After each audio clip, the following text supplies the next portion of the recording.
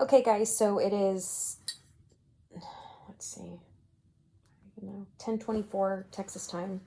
I'm going to be scandalous today, and I'm doing an Angry Orchard rosé. If you have never had these before, they're pretty good.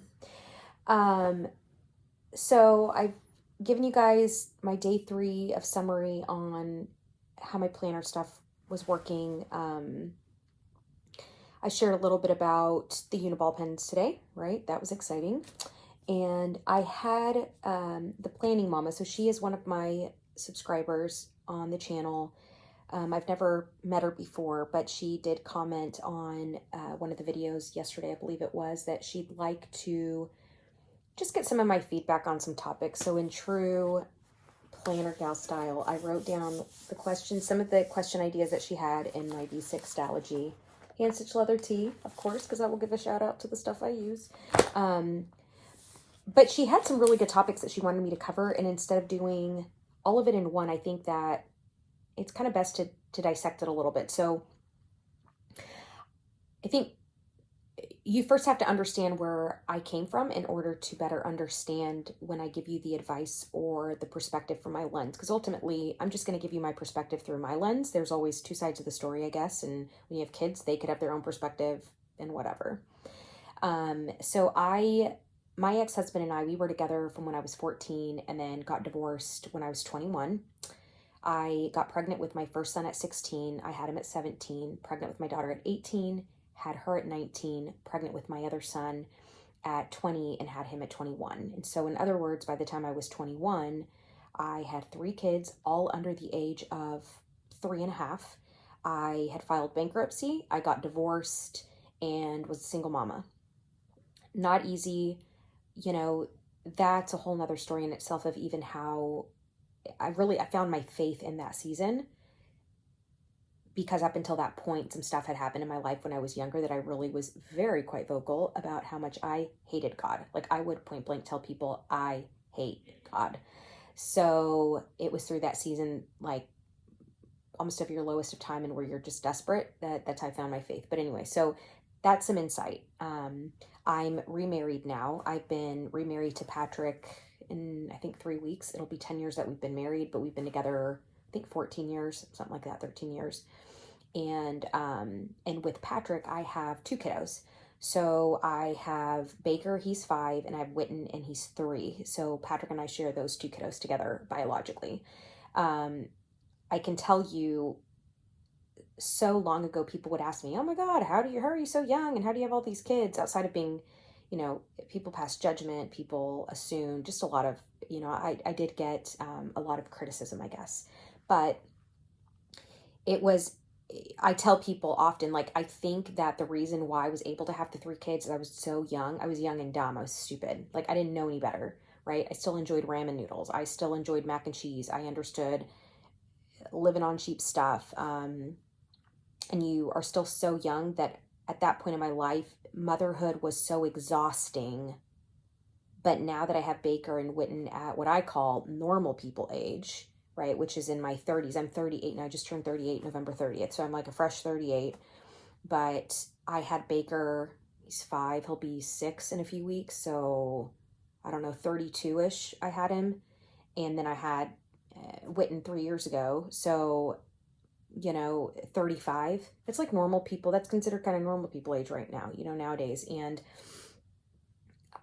it's so incredibly interesting because I'm exhausted. Managing and taking care of Baker and Witten is exhausting to me. It's exhausting. I think, so when I had after I had my 3 and once they got a little bit older, I've always been very, I've been driven. I've always been a worker bee. I give a ton of kudos to women that have passion and purpose and want to stay at home with their kids. Y'all, if any of you are watching, high five and see ya, don't want to be ya, okay? I don't. The truth of the matter is I've never, ever, ever wanted to be a stay-at-home mom. I honestly didn't even want 5 kids. I thought in my life I would become a lawyer. I thought I would be in practice for several years. And that worst case scenario, I'd have 1 child in my life. after I'd been in practice for a while. And I loved kids. I like kids. But I thought that's what my life I thought was going to be. And here I am 5 kids later in real estate, never became a lawyer. I have a GED and I went to real estate school, tried to go to college, but because I had so many damn kids, I could never like finish a semester. So, it's interesting how life will kind of take it there for you, I guess. But, you know, honestly, this is the thing. And, for the planning mama, because I want to share this one with you, but anybody else that can benefit from this feedback in this video, love it. Um, you know, I work and I know that psychologically you're probably not supposed to, but I find meaning in my work. I find work does define me. And because I've worked for so long, it defines me. But being the mother to my children also defines me, and that's non-negotiable. To some, it might sound bad, but I own my stripes. So I'm a zebra. I will own my stripes because to me, it's very black and white. I'm not going to pretend that I'm something that I'm not. So my children, I would go through fire for them the last several weeks. There's been a lot of a lot of things that have been happening with a couple of my kids. And to tell you that I haven't yelled, I haven't cried, I haven't struggled, I haven't had really high highs, I haven't had really low lows would be a complete lie. But I can also tell you that, I still get exhausted. And then there's other days that I'm good. There's some days that I feel like I am failing miserably with work. There are days that I feel like I'm failing miserably with motherhood. And so I have found that when it comes to trying to balance things, a couple years ago, I read a book called The One Thing Book, and it talks about counterbalance. So that balance actually doesn't exist. It's called counterbalance. Because I define my worth in my work, but I also define being a mom as part of my worth. They're both extremely important to me. So my mind is wired in a way that I care. My job, I've always been in the people business industry. And so I care. I give it my heart. I cry for my clients. I get pissed off for my clients. When I'm negotiating a contract, my family knows it's balls to the wall time. We throw prayer out if we need to, if I need them to go print me copies upstairs, whatever it is, like it is a family affair. But at the same token, like going through some of this stuff with my boys, the past few weeks and even yesterday with that important phone call, my clients are just as involved to pray for my kids and to remind me that it's going to be okay and remind me, that they're there for me and they love me and support me and they know I can sell a house for them and I can help find a house. But I've worked in I've built my career in essence in a way that allows me to live my life, right, while living my dream of work. And, you're working, you mentioned it's kind of a typical 9-to-5 job. Just because you have a 9-to-5, like I don't have a 9-to-5, mine's kind of like a doctor on call. So sometimes I'm working a lot and sometimes I'm not. One of my mental struggles that I had because I define myself in my work was that the last 3 months I have not been working. I've been focused on growing our team, but I haven't been selling houses. And so because in my business, selling houses is really how you are seen, a number on your forehead, and I had no numbers to give. That was very interesting. I hit depression. Insecurities that I've kept under control somewhat have just completely busted out of the damn seams. They're like running out of me. So it's interesting because people keep encouraging me, and books tell you rest and enjoy and rest and blah, blah, blah. And I'm like, okay, if I only had my first 3 that are older, sure, I could rest because they can wipe their own ass, they can feed themselves, they drive themselves places now, and so on.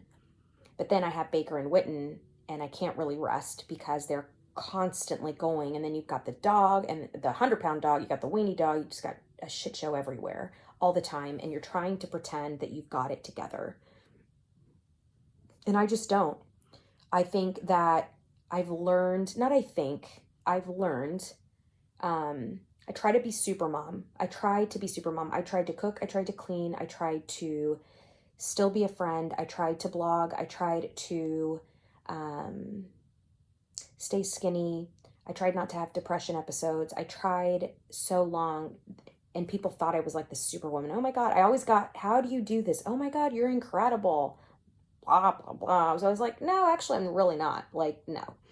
Um, and what I learned, and not because I wanted to learn it, okay, because I would have continued that when I had Witten, so our fifth one, I did not want a fifth baby at all. And the entire pregnancy, I was depressed. I was anxious. I felt like my life was going to be ruined forever. Like, because when I had my first three, I was so young that y'all, the only thing that would keep me going some days, and as a single mom, and even if I wasn't single, parenting is going to test you.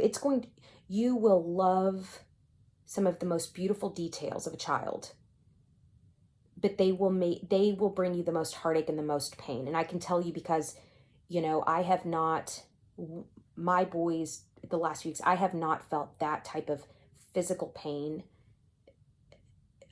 Years. And yet yesterday, after the phone call that we had to have, and being able to communicate with my son and hug him, the immense amount of peace and joy and ability to breathe, right? So you go from like one extreme to the other, and that's, I think, part of the beauty and part of the curse of parenting, quite honestly. So,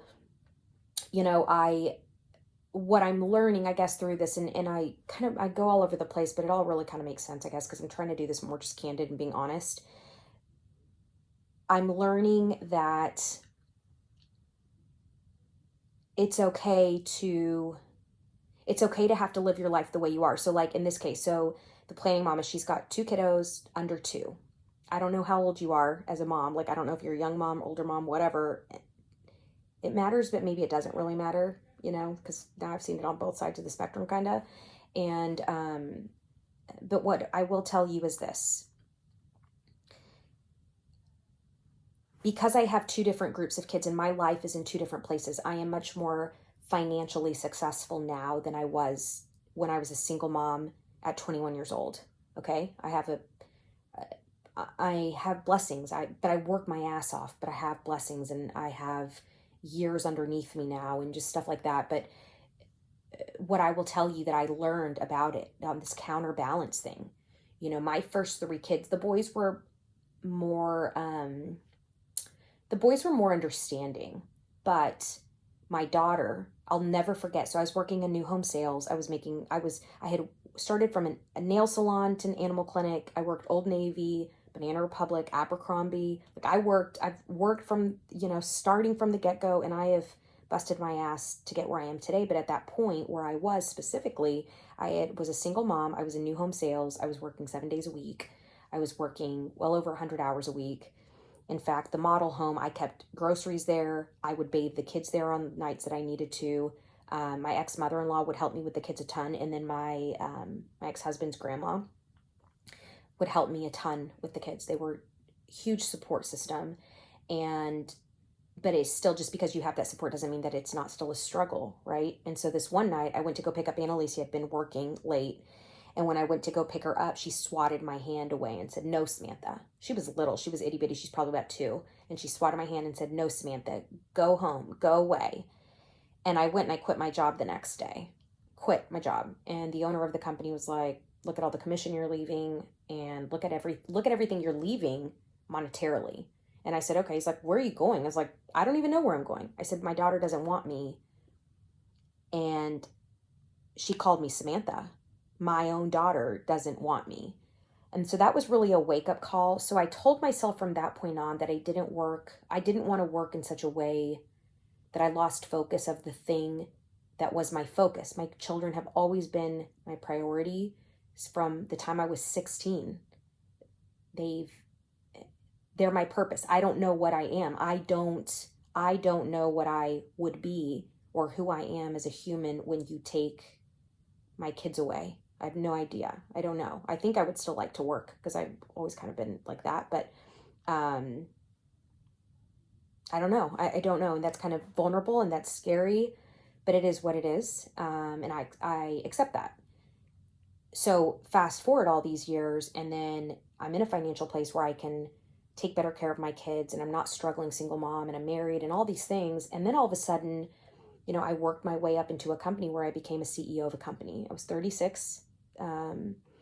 And I ended up, very long story short on that one, but I ended up quitting a 6-figure job. I quit my role at the company, and I started my real estate business full time. I'd had my license in Texas for 16 years, at that point 15 years, and I've had it in Arizona for like 4 or 5 years. And so, but I quit.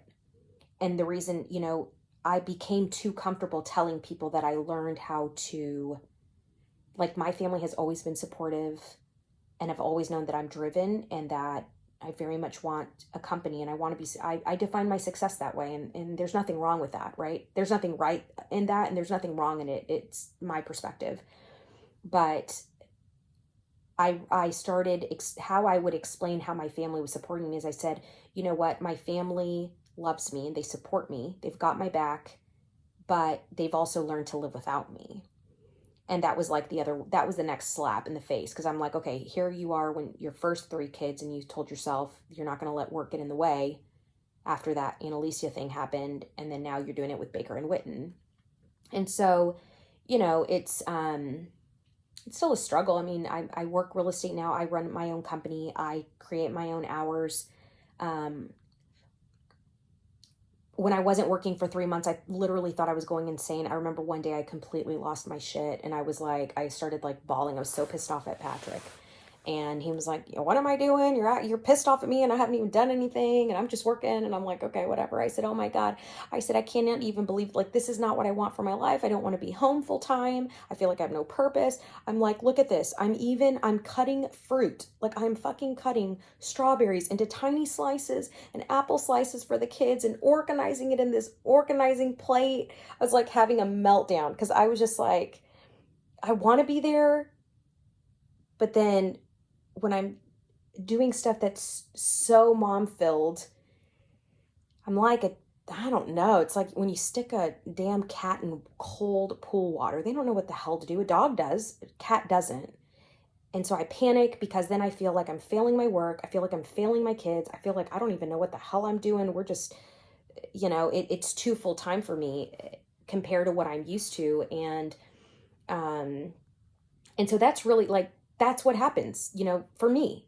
Like, I strive for counterbalance, but what I learn is that really there's this certain season in your life where you have to just, you don't have to accept it, because I still don't accept it, but you have to laugh, maybe laugh, because that's probably easier than bawling in a closet, right? You'll freak everybody out, but you have to just laugh at the fact that you're going to be in a season where there's just not going to be even counterbalance, that you're just not going to have any of it, that it's going to end up being chaotic. Because I think so often it's like people try to show you how they have this balance, right? You have these kids and you're these at-home moms, and now with even YouTube, like all this shit, like people are just, the things that get posted in the filters. I woke up this morning and I told myself, yep, comparison is the thief of joy, because God knows it is. And I'm like, Samantha, why did you go look at like where your friends are now that you grew up with? Why did you do that? Why did you disappoint yourself? Why did you do that? Like, you're insane. Because my life is still successful, but now all of a sudden I feel like I'm not doing anything right. And so you just like, we can be our own best friend and we can be our worst enemy. And the parenting is the other thing. Like, I have people that I grew up with that I went looking last night at their Facebook and stuff, taking time to just catch up on, because I'm here at home and I just wanted to see what people are up to. And I mean, people have beautiful kids. Their pictures of their kids are edited and they don't have any fucking chocolate and shit all over their face. I'm thinking, if you saw Witten's hair, it looks like the cow like licked him up here, licked him here. I mean, hell, his hair looks like kind of like mine, except he has prettier hair. Their house is look impeccable. Where mine, Witten, the 5th kid, I was holding my own. I was doing pretty damn decent. When I had that 5th baby, when Witten came along, he has been the most humbling lesson of my life. He has taught me that the wheels had to fall off the bus. Like, all bets are off. Wheels have fallen off For so long, I tried to make the downstairs of my house look like no children existed. Upstairs would be a shit show, but downstairs as if it was prim and proper. And now we have dog fur. Now we've got kid toys. We've got more stuffed animals in our room in a basket because Witten adores his stuffies. And I adore compulsively buying them for him. So he has like 30 or 40 stuffed animals, and he knows which ones he has. He has them by name. He loves them, right? But they live all over our house, and we have Sesame Street things, and we've got Mickey Mouse Clubhouse going, and we have just all of these things. And here I am, a planner, and I live minimalistically. I try, and so my counters used to be spick and span. You would not know that we ate at home. It was that organized. And now I've got coloring books, and now I don't even know. We just got shit on there that I'm like, why do we even have this? Like, this is not even relevant in the kitchen. We have stuff that is on there that is not even relevant to a kitchen. Like, that's how messy the life is right now. And I'm not used to that. I'm not, and what I have found, however, is the more that I try to force that balance, the further I fall away from that finish line. And in reality, it's because just right now, especially, 2 kids under 2, there's going to be some things that fall by the wayside. And, I'm not telling you to quit your job, and I'm not telling you to stay at your job. What I would say is this, is if you have the autonomy, or you are available to speak your opinion, right? If you have the option, anytime that you have the option to surround yourself and do business with the people that you want to do business with, there is so much business to be had, especially now. People thought it would go opposite. And there's so many businesses being affected negatively, but also so many businesses being affected positively. And it goes back to this, my clients, I surround myself, I do business with people that understand that I am a mom first, and that is a non-negotiable to me. It is non-negotiable. But I also, in return, am very honest with them, and I let them be a part of my family, of my life. So my clients know the kids' names. I send them pictures of them. I send video chats when I look a hot damn mess. But hey, I'm here working on your search. But just so you know, if there's a few extra letters on the keyboard, it's because Witten has decided to be mom's helper today.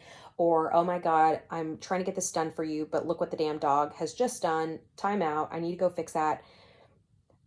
I've learned to let people know that I want to help. I want to work. I'm a good worker. My integrity is in check. But there's going to be these certain moments where I have to be a mom. And like, if you're working from home, sometimes you might have to hide in the closet. I have this system where I will go into our master bedroom. I will lock the door real quick because I know that the kids will end up screaming because they're going to want to be in, just simply because of the fact that they know they can't. It's a mental thing. But I tuck a pillow underneath there, and then I go to our closet, or my closet, and then I shut the door, and then I put another pillow there, and I stick my foot to the door because it doesn't have a lock. And then I pretend like I got my shit together on some calls, right? That might be the first call when they don't really know who I am. And after that, I'm like, oh my God, you have to hear the funniest story. Like, I get stuck in the closet or else I can't get my work done. Or I have conference calls, right? I do Zoom calls. If Baker or Witten climb up on me like a jungle gym, because sometimes I got kids going like this, I just put the thing on mute. They still have to see my kids doing all this, but we're in a season that take me as I am. And if you're not going to give me your business, because I'm trying to give you my best with what I've got right now, then I don't know what else to tell you, kind of thing, right? But then if you're going and working a job right now, I think there's a whole level of stress that wasn't there originally. Because going to a workplace right now, I think that there's a very real layer of worry that you might get sick and then you might take that home. So I think that, you're going to need to remind yourself to give yourself some grace for those of you that have to go to a place of work. I will say this very confidently, and I'm sure some people will judge me, some won't, some will understand, or some will have never spoken it out loud. And hopefully this allows you to feel freedom to be able to speak it out. But I can tell you, people ask me, oh my God, how are you handling COVID with these kids? And I said, oh, okay, well, I lasted with Witten, I lasted about 60 days. Baker, I lasted about 3 weeks. And I was grateful that their daycare was staying open.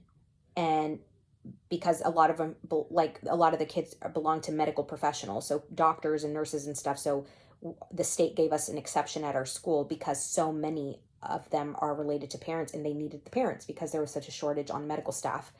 Um, and so our school, their daycare has stayed open. I have proudly, happily, joyously paid to have them go. And I don't feel a damn moment or hair of guilt. I don't, because I know I don't want to be a full-time mom. I know that staying at home with my children, I'm not going to teach them sign language. I'm not going to teach them colors. I'm not going to teach them how to read the encyclopedia.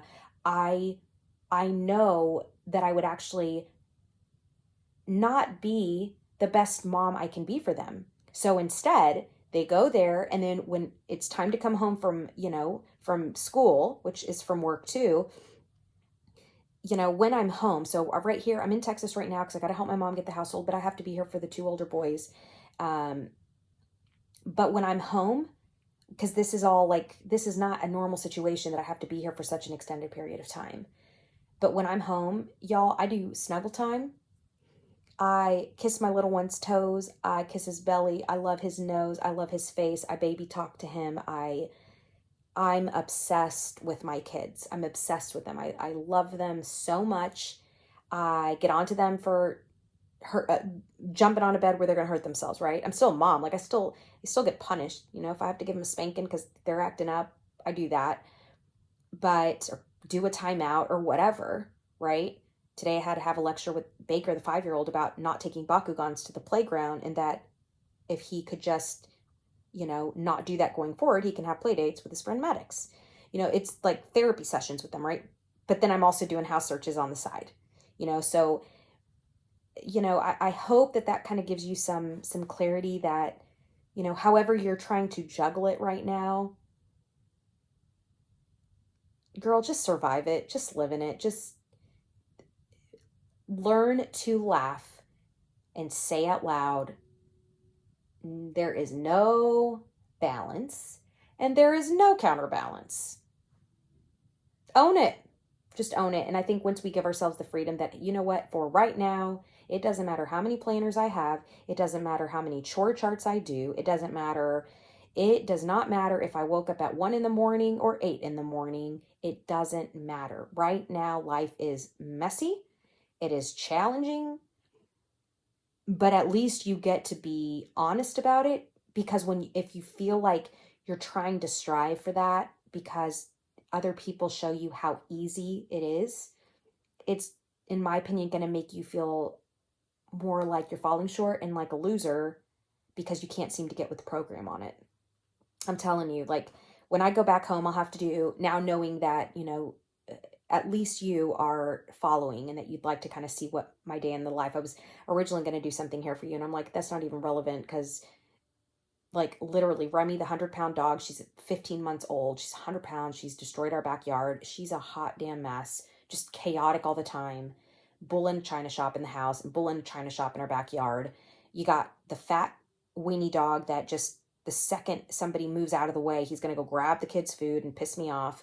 And he's just getting really like obese, where then he can't get up on the couch, can't get off the couch. It's just like, oh, a cluster. And then you got Witten and Baker that are already 5 and 3, but now they're getting to that age where they want to scream and fight. And then if monkey see, monkey do, you got Annalisa, she's 18, she's ready to move into her own apartment, and yet she doesn't make enough money to be self-sustaining yet. So she's kind of living with the boyfriend, living with us, working, trying to figure out her life.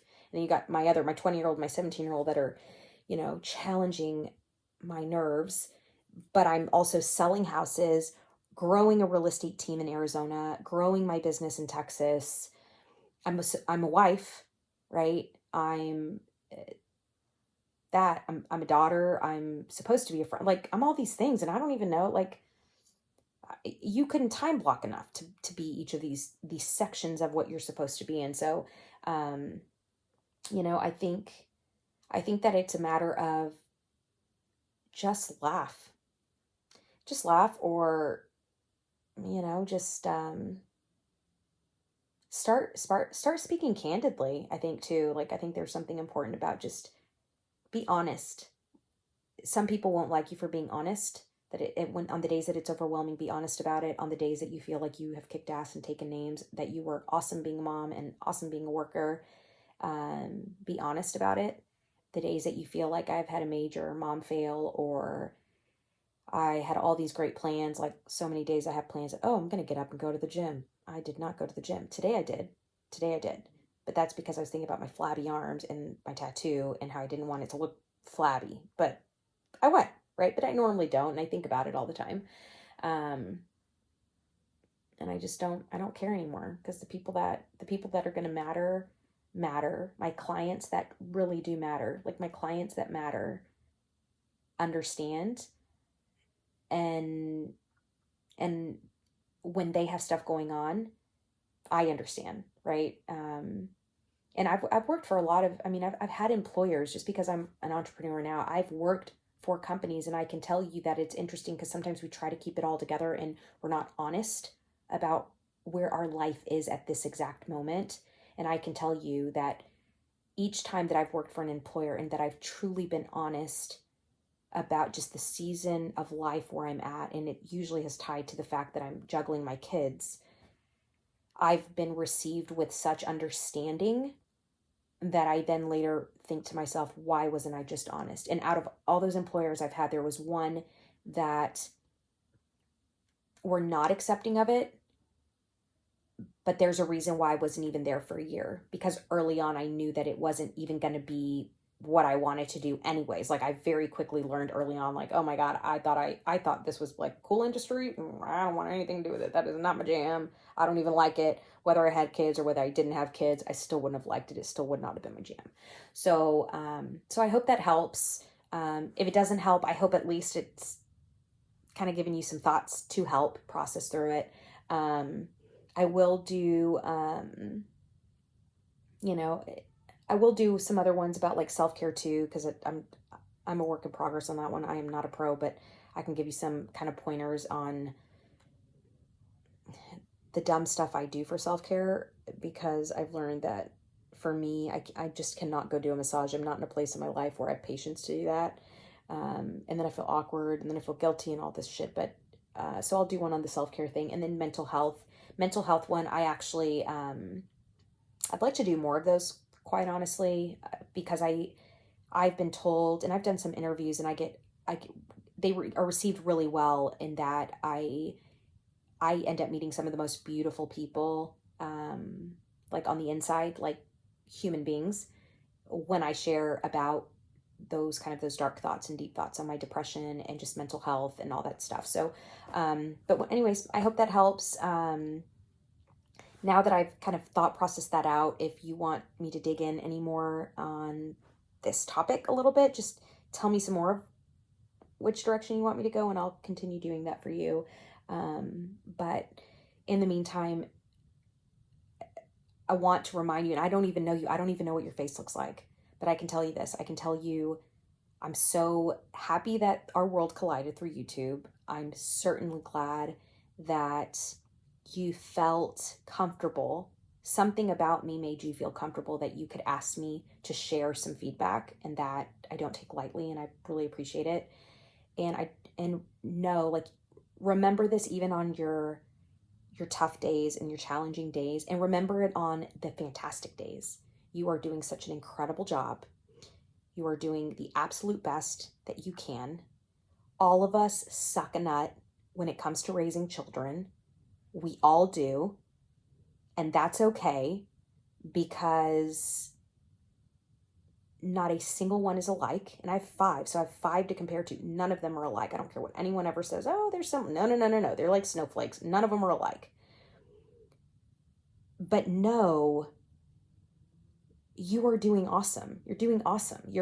And look at that. How many people are vulnerable enough to post to say, hey, can you give me some feedback on that? That means you care. That means you care. They mean that much to you. And work, you enjoy work. You enjoy providing on some level, because you're asking.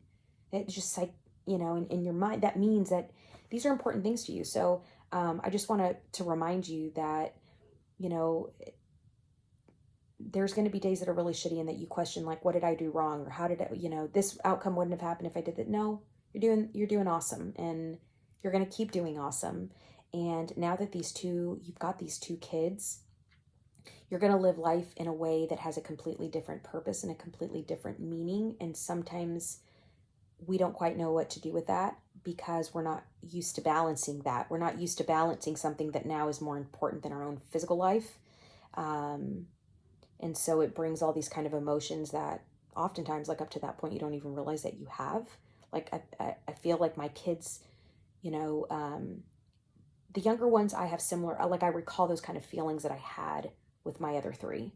But I can certainly tell you that as the kids have gotten older, the emotions that my older children bring out in me are emotions that I have honestly, I've been one to be within my feelings, and there's emotions that I have never experienced to the magnitude that I do now that they're getting older, which is interesting.